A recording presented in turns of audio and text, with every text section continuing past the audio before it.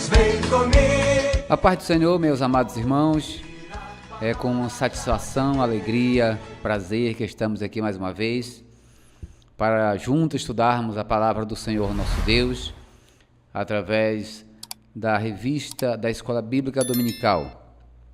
É sempre um prazer quando nós meditamos na palavra do Senhor nosso Deus.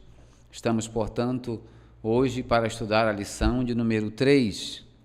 Queremos rogar a Deus que esta lição seja mais uma vez uma bênção para a sua vida, aos nossos queridos coordenadores de escola dominical, professores, alunos, a todos aqueles que amam o estudo da palavra de Deus, esta palavra que nos fortalece e, portanto, precisamos meditar nas Escrituras, como dizia o saudoso mestre Antônio Gilberto, devemos ler a Bíblia para ser sábio, crer na Bíblia para ser santo, para ser salvo e praticar a Bíblia para ser santo, né? Então, é necessário que nós lemos a Bíblia Sagrada, estudemos ela e pratiquemos ela.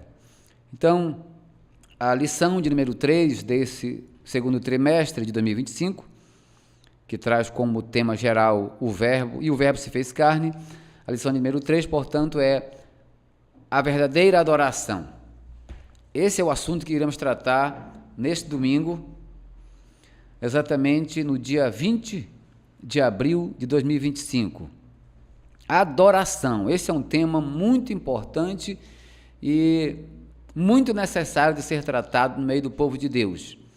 Por quê? Porque se existe a verdadeira adoração, como diz a lição aqui, é porque também existe a falsa adoração. E nós, como servos de Deus, como pessoas comprometidas com as Escrituras e com a adoração a Deus, porque para isso fomos chamados, devemos, portanto, aprender a verdadeira adoração. Nós temos, portanto, uma pergunta: o que é adoração? A verdade prática, ela tem uma simplificação muito boa acerca de adoração.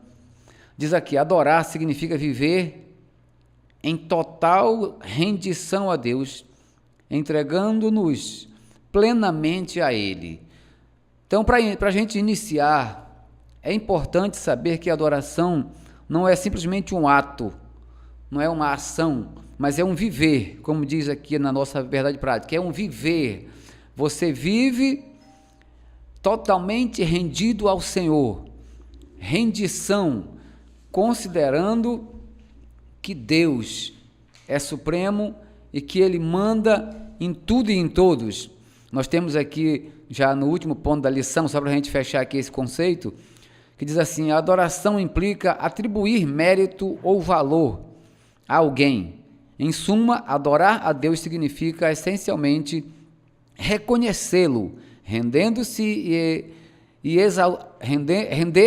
e exaltá-lo por tudo que Ele é e faz. Então isso é adoração, é viver rendido ao Senhor, viver na dependência do Senhor, viver exclusivamente controlado pelo Senhor, totalmente fazendo o que Ele quer. Então, esse é um dos conceitos interessantes sobre a adoração. A nossa lição trata do capítulo 4 de João, que vai falar sobre a mulher samaritana. Acredito que todos conhecem esse assunto e eu peço a você que medite comigo juntos nesse texto sagrado, nesse episódio, porque é um episódio que nos ensina a adorar a Deus. Então, a nossa lição no primeiro ponto trata do encontro entre a mulher e Jesus. Então, veja só, Jesus estava, portanto, na região próximo do Poço de Jacó, e a lição diz aqui que eles foram para aquela região, diz aqui, foi, pois, a uma cidade de Samaria chamada Sicar, junto da herdade que tinha dado ao filho de seu filho José. Então, Jesus estava aqui nessa região de Samaria, meus irmãos, e é interessante aqui a gente já fazer aqui um apanhado dessa questão de Samaria, dessa região onde habitavam os samaritanos. E Jesus vai ter um encontro aqui com uma mulher samaritana. É claro nas Escrituras que os judeus eles não passavam em Samaria. Havia uma rivalidade muito grande entre judeus e samaritanos. E, portanto, os judeus, quando eles iam a Jerusalém, eles não passavam em Samaria, porque era uma rota, digamos assim, em linha reta, se fosse da Judéia direto para Jerusalém. Passava por Samaria e ia direto para Jerusalém. Para evitar que passasse em Samaria, os judeus faziam uma curva que aumentava a viagem em 40 quilômetros, só para não passar em Samaria. Então, veja só, eles saíam da Judéia, atravessavam o Rio Jordão para o outro lado, né, pegavam uma região da Itureia, e de lá eles atravessavam novamente o Jordão, pegava Jericó, e aí pegava então aquela famosa estrada, né, que está registrada lá em Lucas, que ia de Jericó para Jerusalém. Então fazia uma curva muito grande, aumentando assim aquela viagem em 40 quilômetros, só para não passar em Samaria. Mas a lição diz aqui, a Bíblia Sagrada também, diz que Jesus, ele tinha por necessidade passar em Samaria. Por quê? Porque o Senhor tinha um encontro naquele lugar com uma pessoa que precisava de salvação. Então, essa mulher era uma mulher samaritana, era uma dessas que os judeus não se comunicavam com ela, não se falavam, né? E essa rivalidade, ela vinha desde o Antigo Testamento. A Bíblia diz que os samaritanos foram um povo que surgiu após o cativeiro da Síria. A Bíblia diz que a Síria levou cativo a tribo do norte, que era Israel, né? E diz o texto sagrado que o rei da Síria, ele trouxe pessoas de outros países para morar, para habitar naquela região de Samaria. E tirou os judeus, levou cativo e colocou ali povos estranhos naquela região de Samaria. Esse povo estranho, ou esses povos estranhos, acabaram se misturando com os judeus, casando-se com os judeus, né? E houve uma mistura de raças que eram exatamente os samaritanos. Então os judeus entendiam que os samaritanos eram impuros, porque eram judeus misturados com povos pagãos que tinham deuses pagãos. Então por isso havia essa rivalidade. E outras questões ainda aumentou mais essa rivalidade. Por exemplo, quando houve o retorno dos judeus do cativeiro babilônico para Israel, diz a Bíblia lá em Esdras, no capítulo 4, que os samaritanos queriam ajudar na construção do templo. E diz a Bíblia que Esdras, ele não aceitou essa ajuda, né? E aí eles ficaram revoltados. Então havia vários motivos para esta rivalidade. E aí, depois, já no período interbíblico, houve um problema lá entre os judeus e os samaritanos novamente. Então, houve, portanto, a construção de um templo no Monte Gerizim, né? Um rei lá dos Macabeus construiu um templo no Monte Gerizim e, portanto, os samaritanos adoravam neste monte.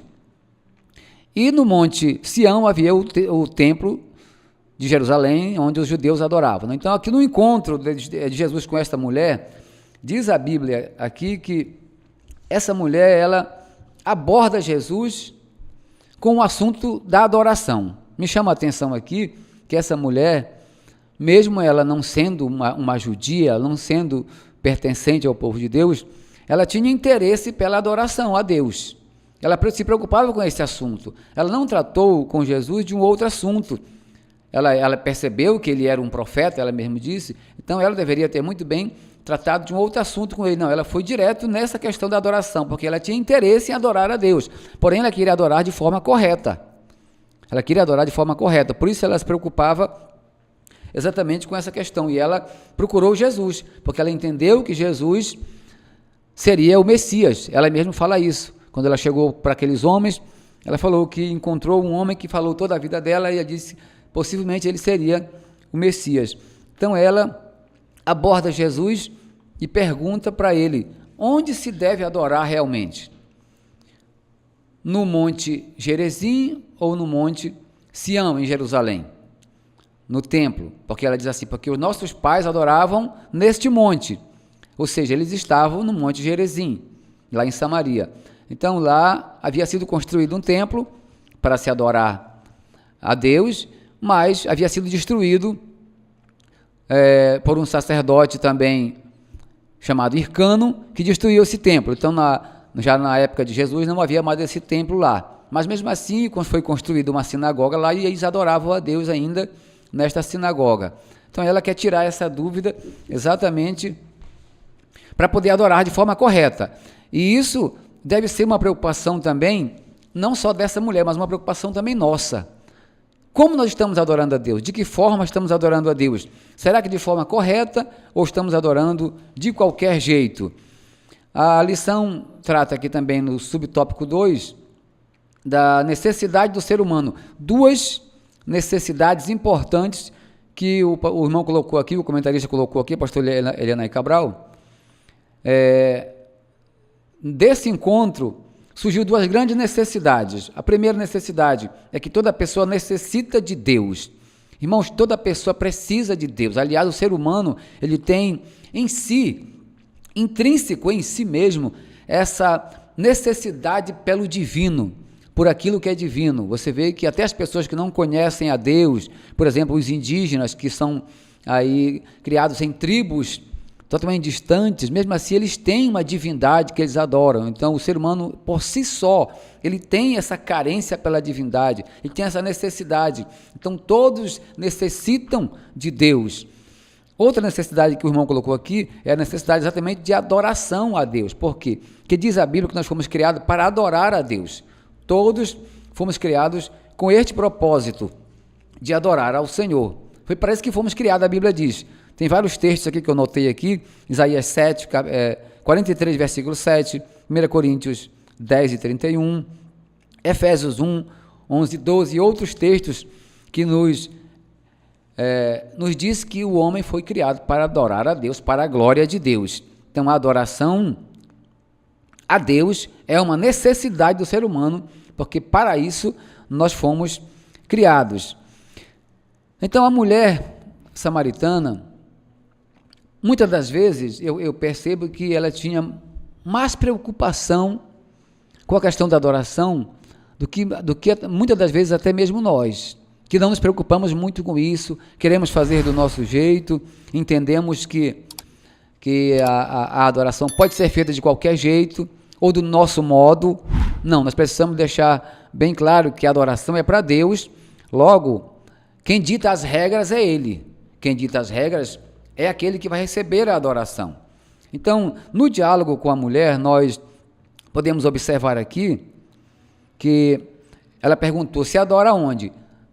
No monte ou em Jerusalém? No Monte Gerizim ou em Jerusalém? Veja que Jesus, ele negocia o lugar da adoração. Ele até admite mudanças no lugar da adoração. Por quê? Porque a lição também coloca aqui de que a adoração ela não está ligada ou limitada exclusivamente a um local específico.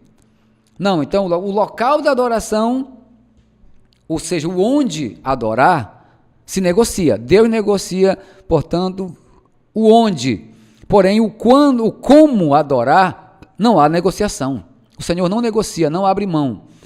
Então, o onde tem conversa, tem negociação. O como ou a forma não tem negociação. De que forma deve ser a adoração? Jesus disse: pode-se adorar em qualquer lugar, porém, desde que esteja um critério fundamental. Qual é esse critério? Que a adoração seja em espírito e em verdade. É o que diz aqui. A verdadeira adoração a Deus não está mais ligada a um local específico, como Jerusalém ou Samaria, mas está ligado na sua essência. Deus é espírito e é necessário que os que o adorem em espírito e em verdade. Então, observe que o local, onde pode ser negociado, mas como como é adoração, não, aí não tem negociação. Deve ser, portanto, algo como está nas Escrituras, como está ensinado na Bíblia. Então, a nossa lição trata aqui mais na frente de algo interessante, e diz assim: adoração como um ato de serviço a Deus. Então, veja só, meus irmãos, ela diz aqui, o serviço a Deus está profundamente associado à adoração. Esse é um ato espontâneo que demonstra o nosso reconhecimento da soberania de Deus sobre tudo. Então veja só, a adoração, como nós lemos no começo, meus irmãos, é um viver, não é um ato, é um viver. Então a adoração não se limita a um momento ou a um espaço, a um local. Me preocupa até, eu às vezes não entendo que muitas vezes algumas igrejas, quando estão em um culto, eu percebo que alguns, no meio do culto, ou no final do culto, próximo do final do culto, eles cantam um hino, e que, segundo eles, é um hino de adoração, e aí tira ali 5 minutos, digamos, para adorar a Deus. Eu me pergunto, e o restante do culto é para quê mesmo? É uma das coisas que a gente precisa atentar para isso, porque todo culto é um ato de adoração, não só todo culto, mas todo o nosso viver é um ato de adoração. Adoração não se limita a um hino, ou a um louvor, a um cântico. Adoração não é simplesmente cantar um hino. Observe que Jesus, quando conversava com os discípulos e até mesmo com os fariseus, ele disse: este povo honra-me com os seus lábios. Isso também está lá em Isaías, também, mas também está em Mateus 15. Jesus disse: este povo honra-me com os seus lábios. Ou seja, esse povo cantavam também ao Senhor. Este povo também glorificava a Deus. Mas Jesus disse: mas eles estão adorando apenas de lábios. Este povo honra-me com os seus lábios, mas o seu coração está longe de mim. Diz lá o texto: em vão me adoram. Ou seja, tem muita adoração atribuída ao Senhor de forma vã, inútil, que não chega ao Senhor, que não chega a Deus. A adoração deve ser verdadeira para que ela chegue aos ouvidos do Senhor, para que ela chegue aos céus. A adoração, repito aqui, não é simplesmente cantar um hino. Cantar todo mundo canta. Adoração é ato que é feito de dentro para fora, não de fora para dentro. É algo que vem de dentro. O salmista, no Salmo de número 40, quando ele fala do louvor, do cântico, ele fala isso, um hino de louvor a Deus, um novo cântico, ele fala lá: esperei com paciência no Senhor, ele se inclinou para mim e ouviu o meu clamor, tirou-me de um charco de lodo, pôs meus pés sobre uma rocha, e pôs um novo cântico na minha boca, um hino de louvor a Deus. Diz lá, esse hino que o salmista fala aí, é um hino de adoração, não é um hino qualquer, é um hino que vem de Deus. Diz que o Senhor pôs na boca do salmista esse hino, é esse louvor. Isso sim é algo que adora a Deus. Então, quando nós vamos para a igreja, nós adoramos a Deus enquanto andamos para o culto, adoramos a Deus enquanto oramos, adoramos a Deus enquanto cantamos, adoramos a Deus enquanto pregamos, adoramos a Deus enquanto ofertamos, adoramos a Deus em todo o culto, porque a adoração é um viver e não um ato qualquer. A adoração é descrita também como um ato exclusivo e voluntário a Deus. Então, observe que a adoração é algo individual. Nós adoramos a Deus em casa, no trabalho, no carro, viajando, no ônibus, em qualquer lugar nós adoramos a Deus, porque a adoração é um viver. E quando nós vamos para a igreja, aí sim é uma adoração coletiva. Quando nós estamos só, é uma adoração individual. A gente vai para a igreja para quê? Para adorar a Deus de forma coletiva, na coletividade dos santos, como a Bíblia diz. o autor da Epístola aos Hebreus diz que nós não devemos deixar de nos congregar como é costume de muitos, porque é uma adoração coletiva em um lugar consagrado para adoração a Deus. Mas nós não adoramos a Deus, a lição fala aqui, só no templo. Adoramos a Deus em todos os lugares, por onde andamos. Então, a forma de adorar a Deus, o como adorar a Deus é inegociável. Não há negociação em como adorar a Deus. Como deve ser? Em espírito e em verdade. Se adora a Deus de qualquer jeito? Não, porque Caim e Abel, os dois adoraram a Deus, ofereceram o sacrifício ao Senhor, cultuaram a Deus, fizeram a sua adoração, porém, a adoração de Caim não foi aceita. Por quê? Porque não atendeu os critérios estabelecidos por Deus, que é quem determina a forma de como adorar. Ele é quem recebe a adoração, logo, ele é quem dita as regras. Adorar a Deus implica em algo que vem de dentro, profundo. É algo que você faz porque o Espírito Santo colocou em você.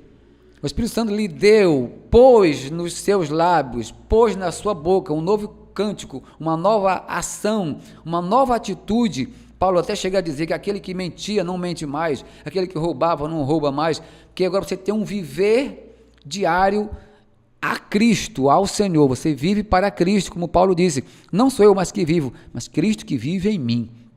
Então a adoração, ela é um viver diário, todos os dias nós adoramos ao Senhor desde quando acordamos até quando dormimos. Essa era a preocupação da mulher samaritana, por isso ela abordou Jesus, abordou ao Senhor, exatamente porque ela queria adorar a Deus de verdade. E essa deve ser a nossa preocupação, meus irmãos, deve ser a preocupação da igreja que adora ao Senhor. Não vamos achar que nós vamos aqui escolher uma forma de adorar a Deus. É claro, eu não estou falando aqui da reação que você tem quando adora a Deus. Cada pessoa, quando adora a Deus, principalmente no culto, tem uma reação diferente. E isso não está especificado na Bíblia, não está limitado. Uns levanta, outros bate palma, outros chora, outros sorri no espírito. Então a reação de cada um é diferente. Mas o que interessa é que a adoração seja feita em espírito e em verdade. Nós entendemos que se adora a Deus cantando, sim, adora. Mas adorar a Deus não é simplesmente cantar. Todo ato de cultuar a Deus. Paulo, escrevendo aos Romanos, capítulo 12, ele disse que o nosso culto deve ser vivo e agradável ao Senhor. Então, o culto racional é um culto de adoração ao Senhor. Não se adora a Deus sem o raciocínio. Tem que ter algo racional. Você tem que saber o que você está fazendo para Deus. Você tem que ter consciência. Por isso Paulo disse, nós temos que transformar o mundo, não nos conformar com ele, mas nos transformar pela renovação do nosso entendimento. O que está em ação aqui é o nosso entendimento, então tem que ter esse raciocínio, tem que ter entendimento na adoração a Deus. E isso a mulher samaritana se preocupava, isso ela tinha interesse em adorar a Deus desta forma. Então, o nosso quarto subtópico aqui, já do terceiro ponto, diz assim, uma experiência interior de adoração. Sentimos uma necessidade profunda de adorar a Deus, conforme é lembrado no Salmo 42. A minha alma tem sede de Deus, do Deus vivo, quando entrarei e me apresentarei ante a face de Deus. Observe que o salmista entendia também isso, esse desejo, esta sede de adorar a Deus de forma correta, adorar a Deus de forma profunda. Que esta lição, meus irmãos, nos ajude a entender a forma correta de adorar a Deus. Que quando formos para a igreja, para o culto, para o templo, que tenhamos essa preocupação da mulher samaritana. Jesus disse para ela, já chegou a hora em que os verdadeiros adoradores adorarão o Pai em espírito e em verdade. Então, existem os verdadeiros adoradores. Observe que quando a igreja está cheia de pessoas, entre essas pessoas existem os verdadeiros adoradores, que são aqueles que adoram em espírito e em verdade. E tem aqueles que não adoram a Deus, que estão lá simplesmente para participar do culto. O culto deve ser um momento exclusivo para se adorar a Deus. Me lembro de quando eu era ainda criança, que fui criado no Evangelho. Eu lembro a forma de como se chegava na igreja. Os irmãos chegavam na igreja, dobravam os joelhos, oravam ao Senhor por alguns minutos e ali sentiam a presença de Deus. E após esse momento, eles levantavam, sentavam no banco, ficavam lendo um texto sagrado ou cantando o hino da harpa em tom baixo, né, em silêncio, sentindo a presença de Deus. Por quê? Porque vamos para a igreja para isso, para adorar ao Senhor. Não vamos para a igreja para bater papo, né, para saber das notícias, das últimas notícias, para levar assuntos do trabalho. Não. A nossa ida para a igreja, para o templo, para cultuar a Deus, é para adorar ao Senhor em espírito e em verdade. Culto é isso, um ato voluntário e exclusivo a Deus. Isso é adoração. Quando fazemos isso, estamos atendendo aqui o assunto da nossa lição, a verdadeira adoração. Em detrimento da falsa adoração, todos nós devemos adorar a Deus em espírito e em verdade, para que possamos assim estar, como diz aqui o último ponto da lição, dando a Deus uma adoração bíblica. Concluindo, diz assim: neste estudo, focamos nos ensinamentos práticos de Jesus acerca da adoração e, por consequência, discutimos a doutrina da adoração cristã. Capítulo 4 de João revela duas lições valiosas. A primeira é que todo ser humano possui uma necessidade a satisfazer, a necessidade de Deus. A segunda é que em Jesus a verdadeira adoração surge como um movimento que se inicia no interior. Tudo isso resulta de uma experiência viva com Jesus Cristo, uma experiência interior que vem de dentro para fora, que nasce do nosso coração, algo exclusivo para Deus, porque reconhecemos o seu senhorio, estamos no controle do Senhor, estamos na dependência do Senhor, estamos rendidos ao Senhor. Por isso, muitas vezes, as pessoas levantam as mãos, né, quando vai adorar a Deus, porque isso é um ato antigo de rendição.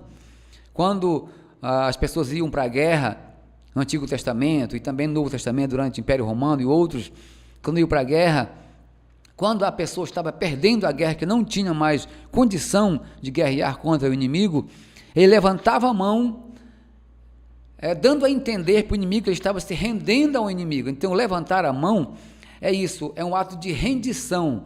Então, quando o soldado via o soldado inimigo levantar as mãos, é porque ele estava se rendendo ao exército inimigo. Então, por isso adotou-se esse costume de se levantar as mãos para adorar a Deus. É um ato de rendição. Você está se rendendo ao Senhor. Por isso você levanta as mãos de que você está totalmente agora no controle dEle, dependendo dEle, no comando dEle.